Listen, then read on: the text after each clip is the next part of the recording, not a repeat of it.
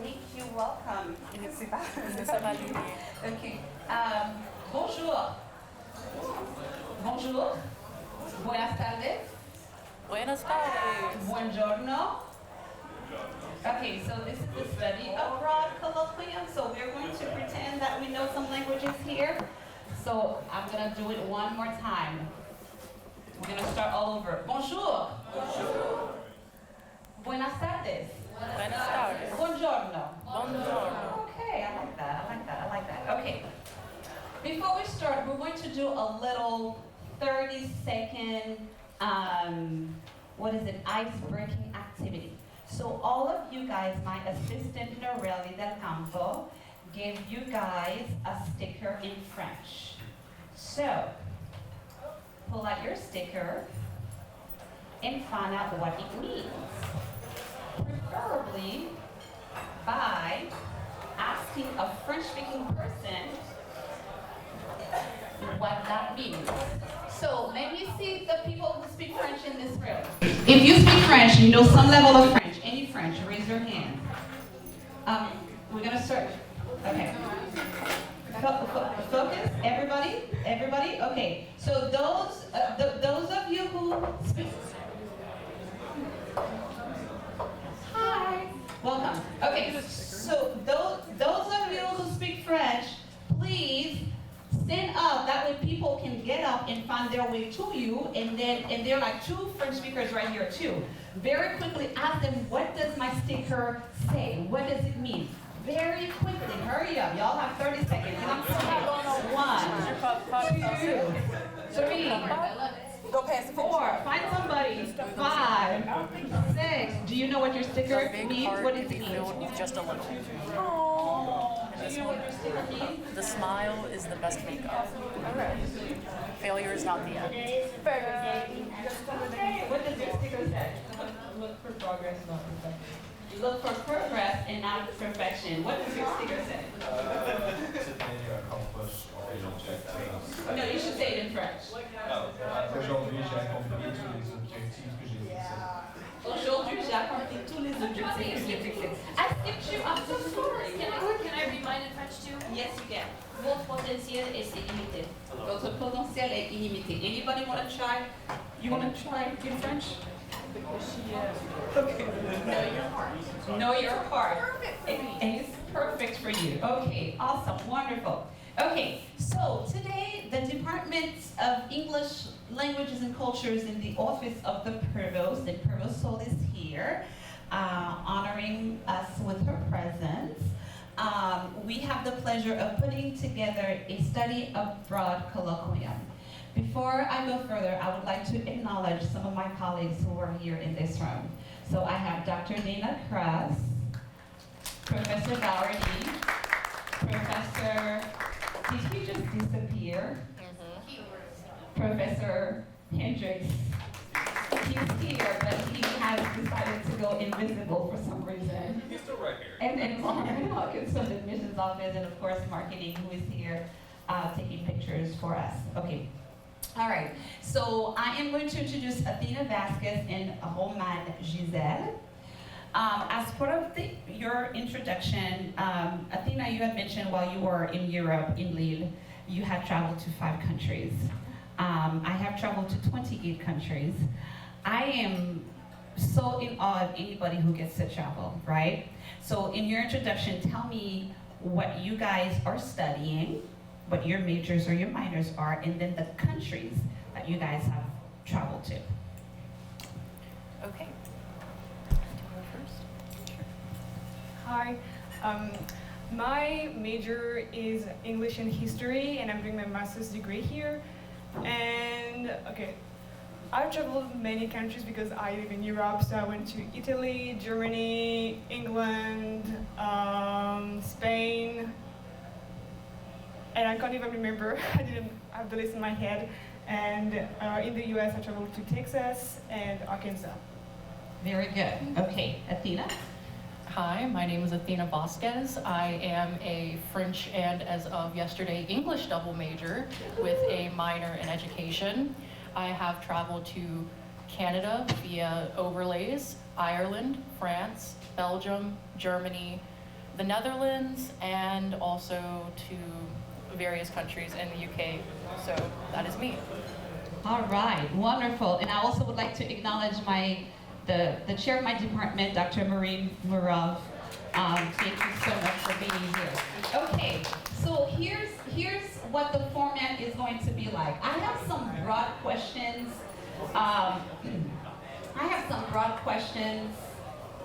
And I would like to acknowledge the ghost of Dr. Hendricks, which has returned in physical form. Okay. I have some broad questions, right, that could touch on some of the concerns, curiosity that you guys have around study abroad. And then there are 2 mics here. Each row has a mic, and then you guys will get to ask Athena and Roman questions.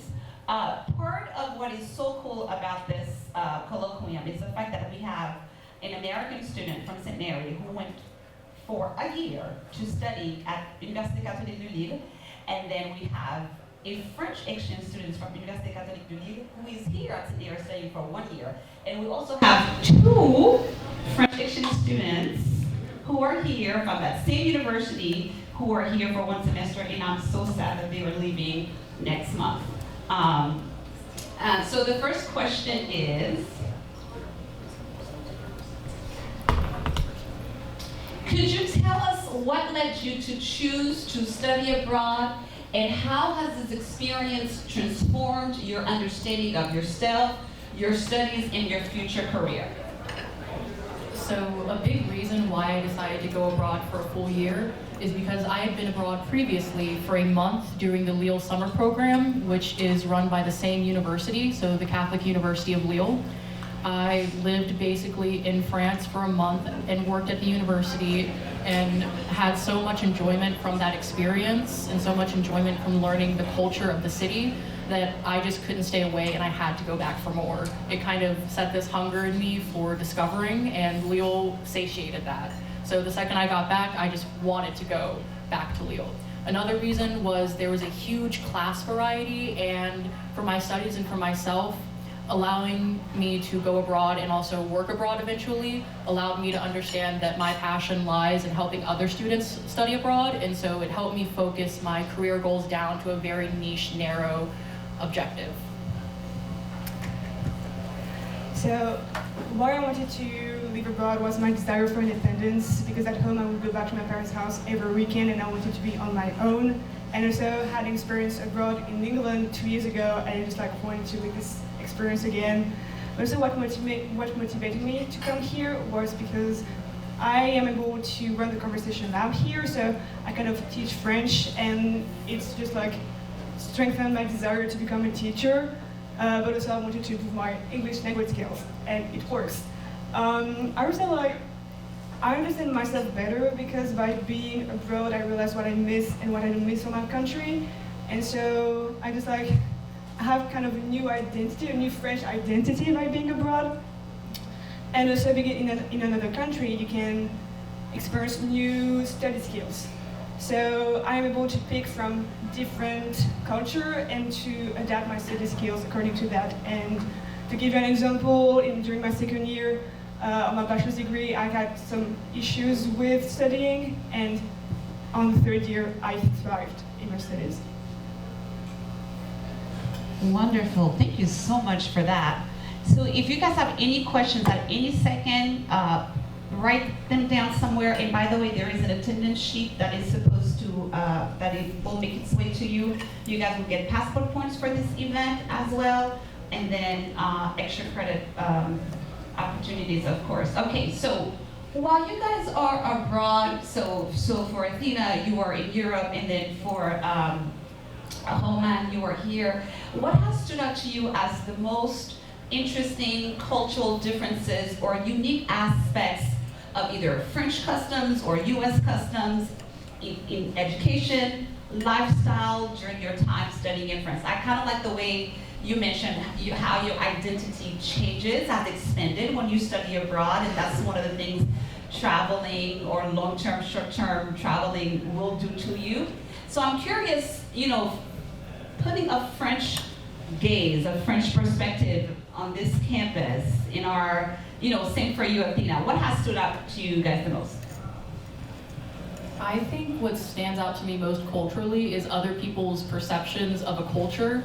For me, what was very interesting was I had the opportunity to be with a lot of international students, and so we get these brief interactions with each other, and we're almost instantly judging by the country that they name that they're from. And so with me saying, oh, I'm Athena, I'm from the United States, I'm from Texas, I also had to follow it up with, yes, yeehaw, there you've heard it, and then like a few other fun facts that showed, yes, I, care about human rights and all that. So I think part of that was understanding and sort of finding a way to break down casually the negative perceptions of my own culture, and then also finding ways in which I can positively identify with it. I completely get what Roman is saying about being more proud of her French culture, because I came back 10 times more proud to be from Texas than I left. Going to France made me a Texan, somehow is how I would describe it. So I think that the cultural insights and seeing your own culture and your own perceptions from someone else, and then having to kind of break them down to ensure that you're able to socialize, efficiently and respectfully with everyone, was very important and very clear to me. I wish I kind of the same as Athena. People have also stereotypes about French people and about living in France is like. So the first thing that people assume was I live in Paris, I do not. So to make them understand that France is better than that, and it's culturally different, was kind of a challenge. I would say also the other culture shock that I have here is the proximity with the teachers and professors. We don't really have that in France, and so the fact that we read a lot and we discuss in class. This is something that we don't have, and I really enjoy that, to be able to be engaged in class that much.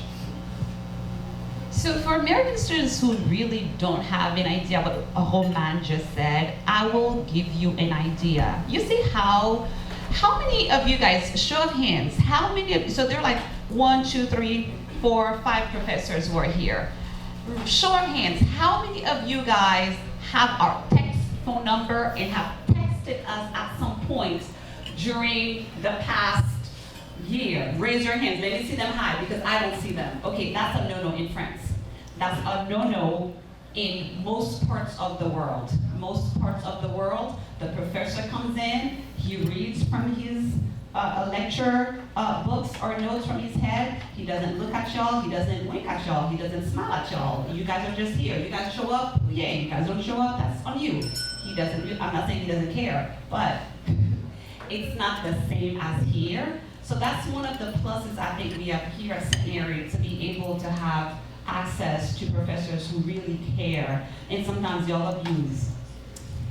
Y'all abuse. Texting me at 10 p.m. No, y'all abuse. But that's one of the things that Roman likes you as a French person. Okay, so before we turn it to everyone, so one last question. How can studying abroad contribute to a college student's global understanding and career advancement in the world increasingly reliant on international connections? So for me, I had the opportunity to have my career advanced in 2 separate ways while abroad. I was able to, in my first semester, work as an English teaching assistant for French first years, and so I was able to understand more pedagogy from the French perspective and how to implement that and how to kind of interact with students who have never had an American style classroom before, because frankly that is what I led. In the second half of the year, I was able to be an international relations intern helping the European summer program function and run. So I was more on the international relations and global engagement side of things. And so for me, that allowed me to have a lot of valuable experience in my specific field, as well as introduce me to a lot of different technical aspects that I think are applicable in a lot of jobs. I learned a lot about Excel, and I think anyone can use Excel and excel in their jobs. It's one of the most undefeated specialties and skills in my opinion. But I think for me, it was the real life hands-on experience that allowed me to kind of further on and push myself. Yeah, by being abroad, you're gonna create a broad network. For example, with my first experience abroad, I know many friends from different US states. Here, I'm in the conversation lab, and I'm working with a professor to submit a paper for a conference next semester. I would have never been able to do that in France, just like doing research and present at a conference. So I would say like if you go abroad to embrace the opportunities, it can be like an internship or just like doing some fun stuff. For example, in Lille we have the campus creative where you can do photography, drawings, art in general. Just like embrace the opportunities and do things that you're not doing here. Sounds good. Athena, how many classes did you get to take in English? I took 2 classes that were totally in English, and then I had 3 separate classes that were English to French translation based. Okay, so Dr. Wicken was supposed to be here, and there's a lot happening. So I don't know to some degree if there are questions that I cannot answer, if Dr. Soul can answer them, or I didn't mean to sound like that. I meant to say there might be some questions that you have that Dr. Soul might be able to answer, and if we cannot answer, then we'll find the answers for you. But I guess some of the questions you guys may have is, if you guys are interested in studying abroad, where do you go? How do you go about it? How do you pay for it? How long do you stay, right? Some of these questions that you have. So I want to hear from you. There's a microphone right there, and there's a microphone right there, because this is being recorded. Please use the mic. And who wants to go first? Whoa. Okay. So Jaden, and then Jaden, you ask your question, and then Chena. And we're gonna ask those 2 questions together. Jaden, and then Chena. Okay. So you mentioned that you had, Athena, you mentioned that you had 2 classes in English and 3 that were English to French. Is it possible to study abroad entirely in English? Yes. Okay. So the only thing that you will run into is that all the students that study abroad to the Catholic University, they go into a specific division for their school. So the business people will go to ESEG, the people in the humanities will go to FLSH. If you are an FLSH student, you have to take a French language grammar course. So if you want to take everything else in English, that's fine, but you will be required to take that French grammar course.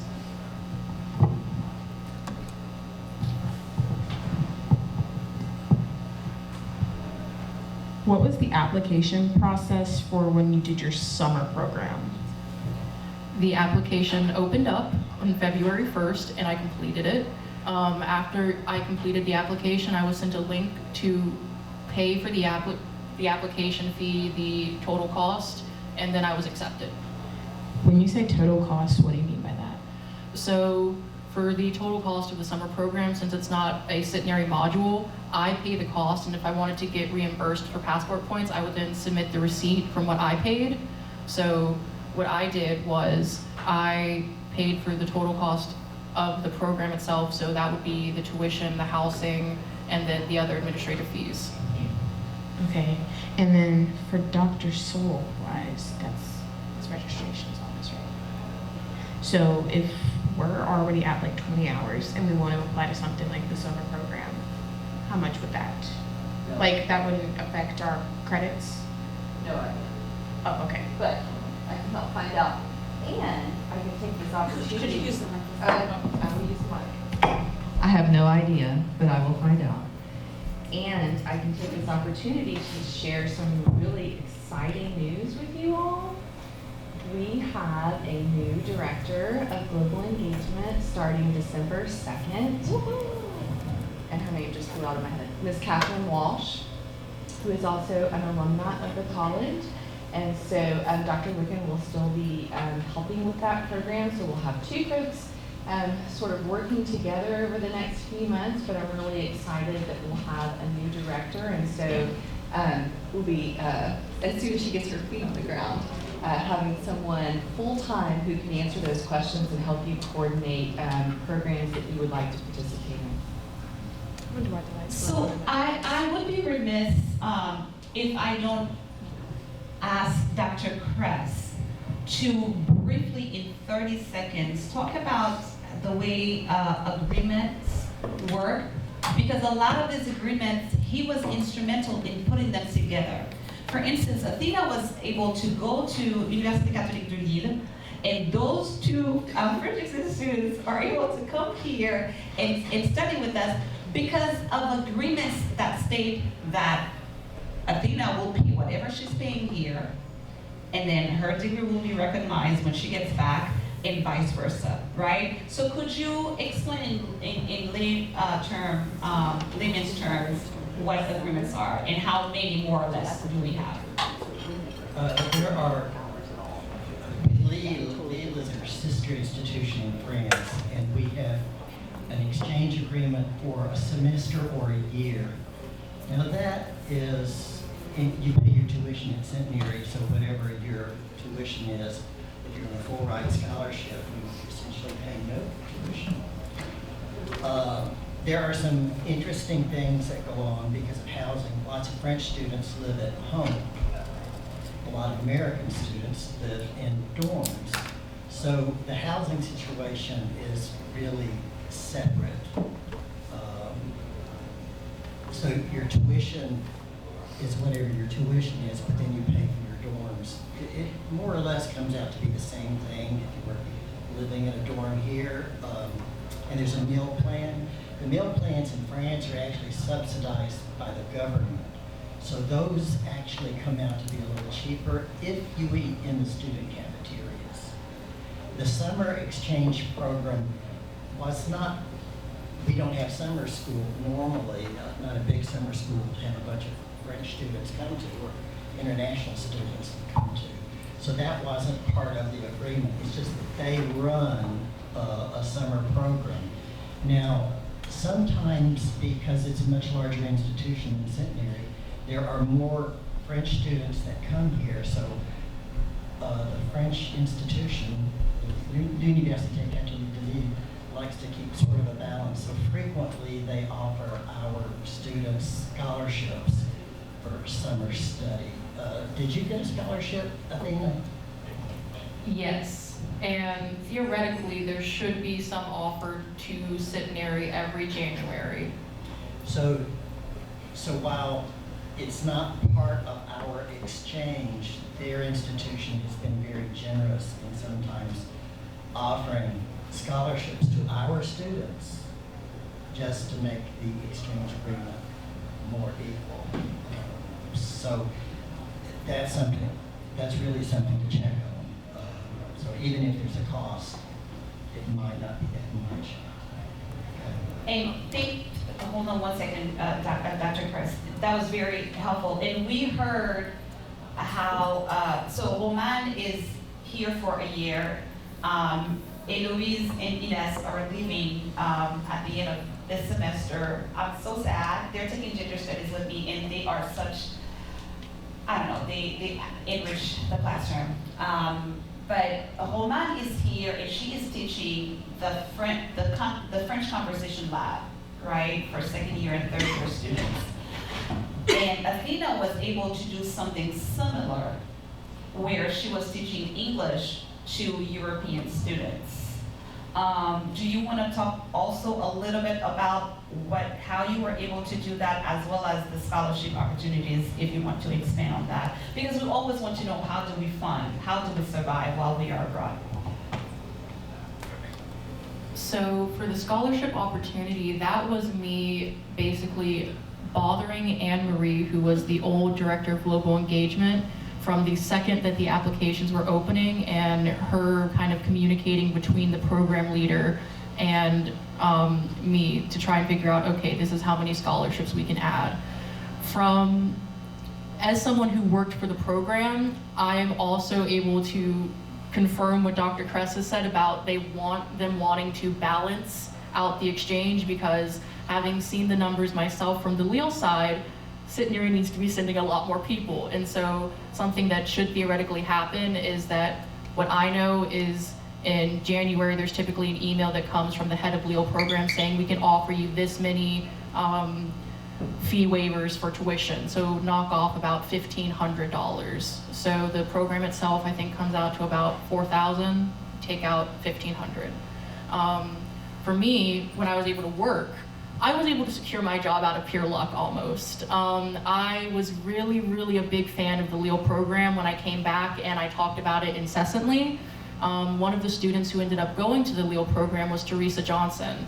Teresa Johnson ended up running into Madame Bray when she went to one of the university's churches and ended up telling her that there's an enthusiastic student coming to Lille who couldn't shut up about the city. And she reached out to me, asked me for my resume, and offered me the position of a teaching assistant. She offered me a little bit of training, a little bit of preparation, but then from there I had 3 classrooms completely on my own, about 80 students in total. My job was to prepare them for the B2 Cambridge proficiency exam, which is needed for the students to apply to study abroad because it's a little bit of a difference here. That was a paid position, just like the internship was later in the semester. And so if you are able to kind of get into contact with the people that direct exchanges, you might be able to ask them, hey, are there any student positions available? Here's my major, here's how it would be relevant. Because me, I had the minor education in English, I was able to say, okay, this is where I can help and teach, and here's my experience, and able to go back and forth with the students in French and English. Wonderful. Listen, y'all, can anybody tell me what is the mission statement of the university?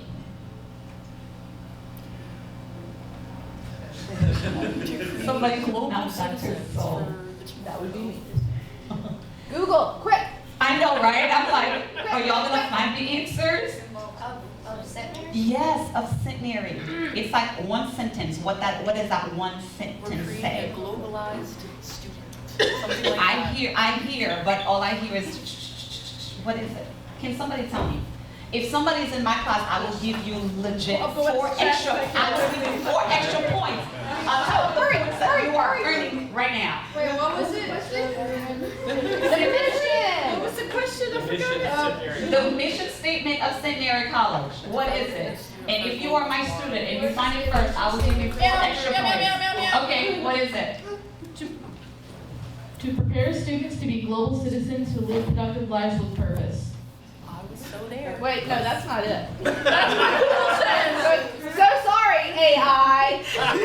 Prepare global citizens to live productive lives I have with to vitality call. and purpose. Vitality and purpose. I will say that Focus people. on ethical and intellectual. Okay, Rachel. Seminary College prepares global citizens to live productive lives of vitality and purpose. Okay. Okay, so Rachel, you'll get an extra 4 points. I will give you 2 extra points on top And of you what have to did go to today. honor court.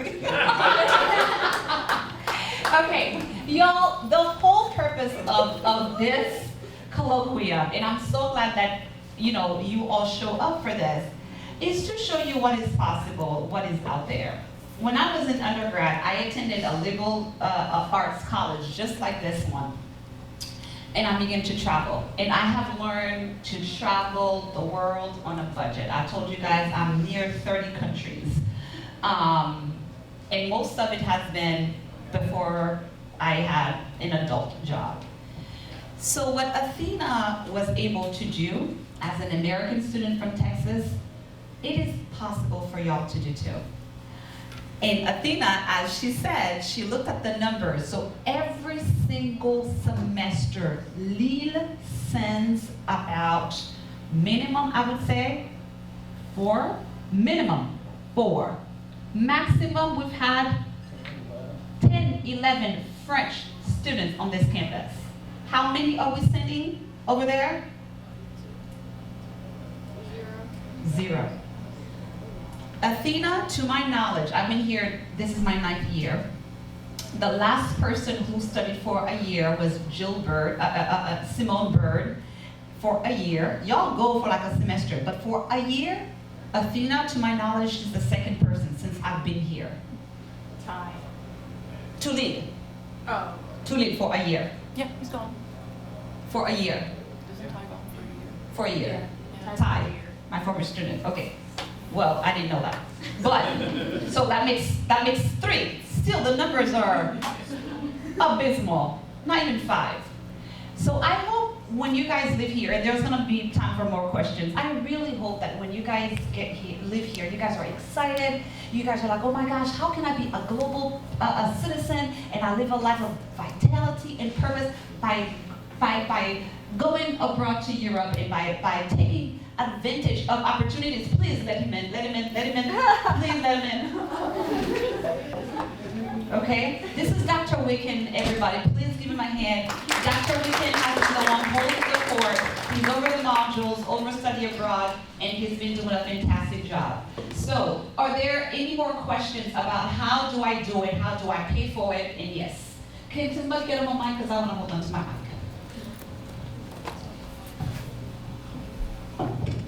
It's not so much about the logistics, but Athena, I do have a question. How, as an American student, did you find it to assimilate into French culture? And one, what do you think an American student can expect? Like, it's a huge, taxing, emotional change. I'm a really bad person to answer this because I loved it over there. I loved the strictness. I loved the, if class ends at 5, you will not see me until the next class. You will not hear from me until the next class. I like the fact that my boss would yell at me for working more than 30 hours. Like, there's a very big culture difference that students should be accustomed to. Like had been mentioned before, here in the campus, you are very close to your professors. Your professors will care a little bit more about you if they recognize that you are an international student in their course, but they are still going to be just as rigorous with you. There is no different exam for the international student. There is nothing that is different. You are expected to conform to the French norms, and I think that's sort of what anyone would expect going into a completely different culture. I would say like, yeah, Athena is right about the classes. I would say like, yeah, it is different here because I've got like accommodation because I'm an international student. But yeah, in France, like you're gonna do the French way, and you're going to be fine. I mean, even though like you have some issues or difficulties, you can talk to your teacher. They are going to understand. So no worries about that. And I would say like other stuff to expect in French, just expect to walk and to use public transportation, and that is wonderful. I can tell you.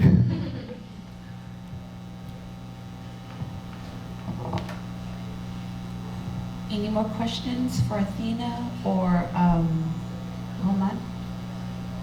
Jasmine and then Zari. Athena, you mentioned that you work a lot, or not a lot, but you worked while you were studying. How did you find the education to work-life balance? Was it difficult? What were some problems that you had? So it's all about planning when you decide to go abroad. I had made sure that all of my TREC requirements and all of my core requirements were completely done. So I was over there taking electives. I was taking the fun classes. I was taking Shakespeare in popular culture. I was taking like 3-4 different types of translation interpretation. And so for me, I was able to take courses that equaled about 12 credit hours. So balancing 12 credit hours with a part-time job was not at all difficult for me. And because my internship in the summer started after the spring semester ended, I was able to just basically be free and do the internship. So it was really good. Azari. It needs to be turned on. Yes, this question's for Athena. Okay, so I noticed like Roman had mentioned like you need to get used to the transportation. Okay, so like how many times did like your classes, I mean, were they like normally lectures or did you guys sometimes like have to go off campus and to like explore and then come back with like research and stuff like that? So it's going to depend on the type of class that you're in. So for the most of the classes, you're going to be in the classroom, but for some of my journalism classes, we went out around campus and took pictures of things and then reported back on them. Also, if you were to do the summer program, all of the summer program classes have field trips included in them. So those, yes, you will automatically go, but during the regular year, it more so depends on how artistic your class is going to go. There's a question down. So I've traveled to different places before, but I've never like actually studied in a different language school. What's the difference other than structure, I assume? What's the difference between like traveling to another place and like being in the culture versus like living there and actually learning through the culture? Learning through the culture is something you have to mentally prepare yourself for. In a lot of studies that talk about going abroad, we have this experience where we get there and we're super excited and then we come down and then all of this. You kind of have to mentally prepare yourself first. For me, I started preparing over a year before I went abroad.